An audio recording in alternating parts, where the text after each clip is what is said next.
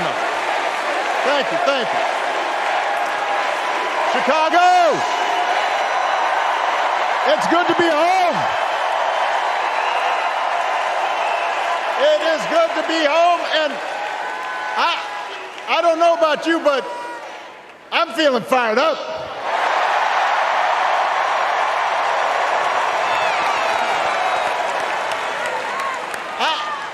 I am feeling ready to go.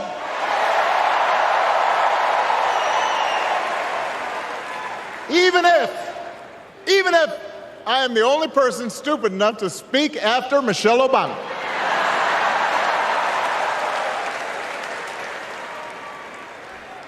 I am feeling hopeful because this convention has always been pretty good to kids with funny names who believe in a country where anything is possible.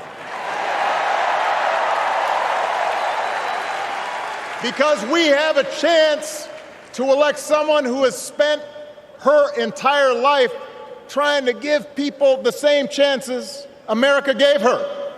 Someone who sees you and hears you and will get up every single day and fight for you. The next president of the United States of America, Kamala Harris. John Edwards calls on us to hope. I'm not talking about blind optimism here, the almost willful ignorance that thinks unemployment will go away if we just don't think about it, or healthcare crisis will solve itself if we just ignore it. That's not what I'm talking about. I'm talking about something more substantial. It's the hope of slaves sitting around a fire singing freedom songs, the hope of immigrants setting out for distant shores, the hope of a young naval lieutenant bravely patrolling the Mekong Delta, the hope of a mill worker's son who dares to defy the odds, the hope of a skinny kid with a funny name who believes that America has a place for him too.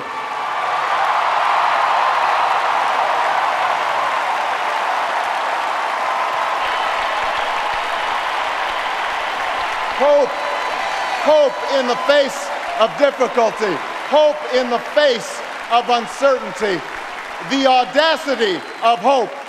In the end, that is God's greatest gift to us, the bedrock of this nation. It is up to all of us to fight for the America we believe in.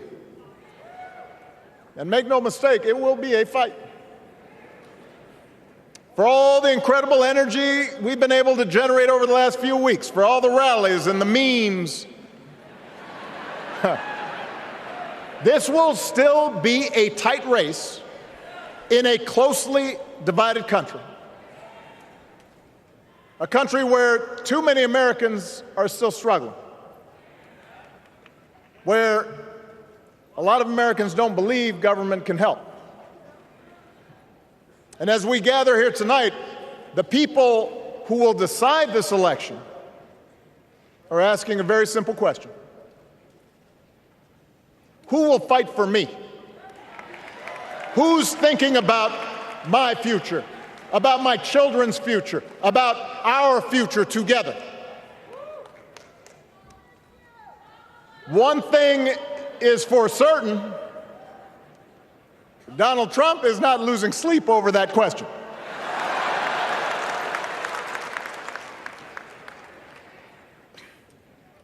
Here's a 78-year-old billionaire who has not stopped whining about his problems since he rode down his golden escalator 9 years ago. It has been a constant stream of gripes and grievances that's actually been getting worse now that he's afraid of losing to Kamala. There's the childish nicknames, the crazy conspiracy theories, this weird obsession with crowd sizes.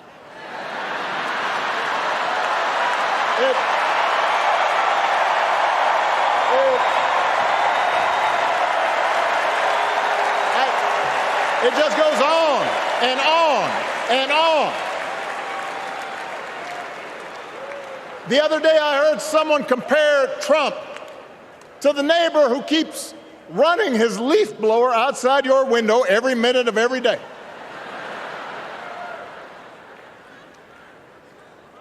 Now, from a neighbor, that's exhausting. From a president, it's just dangerous. Tim is the kind of person who should be in politics. Born in a small town, served his country, taught kids, coached football, took care of his neighbors. He knows who he is, and he knows what's important. You can tell those flannel shirts he wears don't come from some political consultant. They come from his closet, and they have been through some stuff.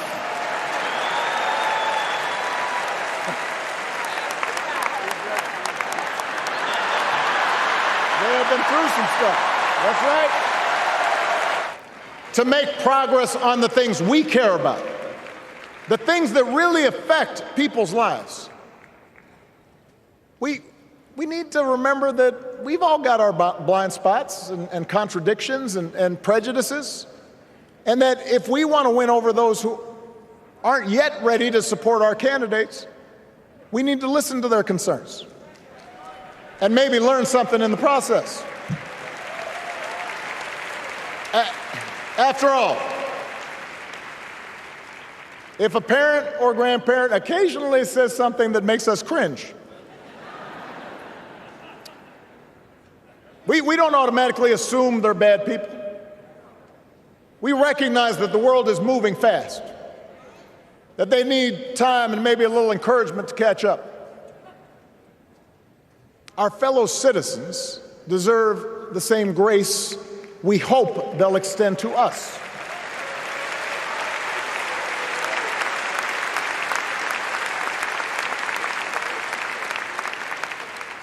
That's how we can build a true Democratic majority, one that can get things done. And by the way, that does not just matter to the people in this country. The rest of the world is watching to see if we can actually pull this off and troll each other and fear each other. But here's the good news, Chicago. All across America, in big cities and small towns, away from all the noise, the ties that bind us together are still there. We still coach Little League and look out for our elderly neighbors. We still feed the hungry in churches and mosques and synagogues and temples. We share the same pride when our Olympic athletes compete for the gold. Because the vast majority of us do not want to live in a country that's bitter and divided. We want something better. We want to be better. And the joy and the excitement that we're seeing around this campaign tells us we're not alone. You know, I've spent a lot of time thinking about these past few months because, as Michelle mentioned, this summer we lost her mom, Ms. Marion Robinson. And I don't know that anybody has ever loved their mother-in-law any more than I love mine. Mostly it's because she was funny and wise and the least pretentious person I knew. That, and she always defended me with Michelle when I messed up. I'd hide behind her.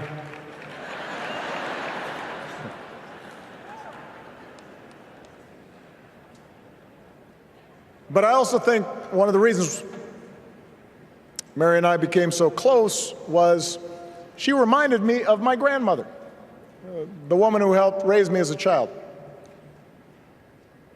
And on the surface, the two of them did not have a lot in common. One was a black woman from right here, south side of Chicago, right down the way. Went to Englewood High School. The other was a little old white lady born in a tiny town called Piru, Kansas. Now, I know there aren't that many people from Peru.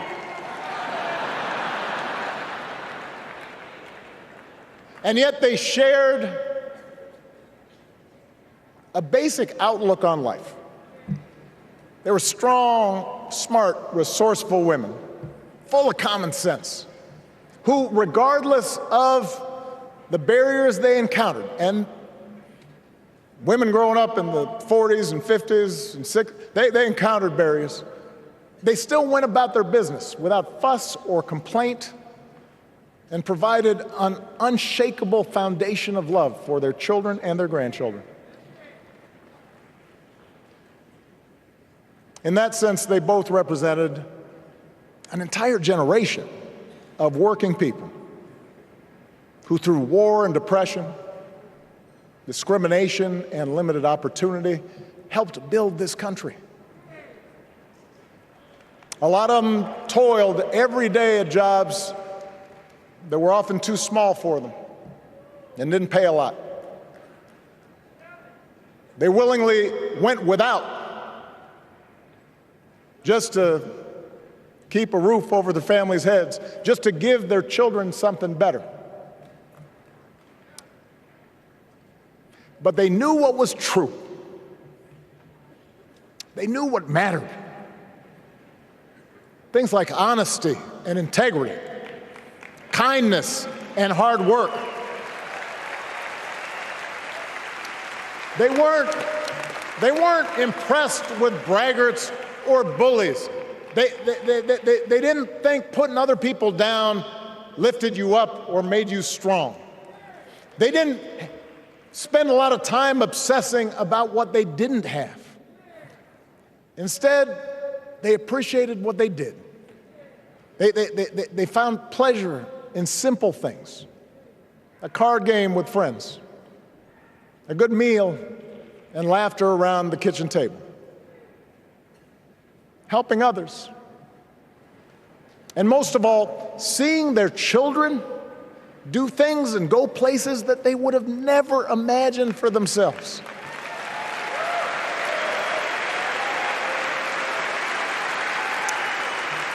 Whether you are a Democrat or a Republican or somewhere in between, we have all had people like that in our lives. People like Kamala's parents, who crossed oceans because they believed in the promise of America. People like Tim's parents, who taught him about the importance of service. Good, hard-working people who weren't famous or powerful, but who managed in countless ways to leave this country just a little bit better than they found it.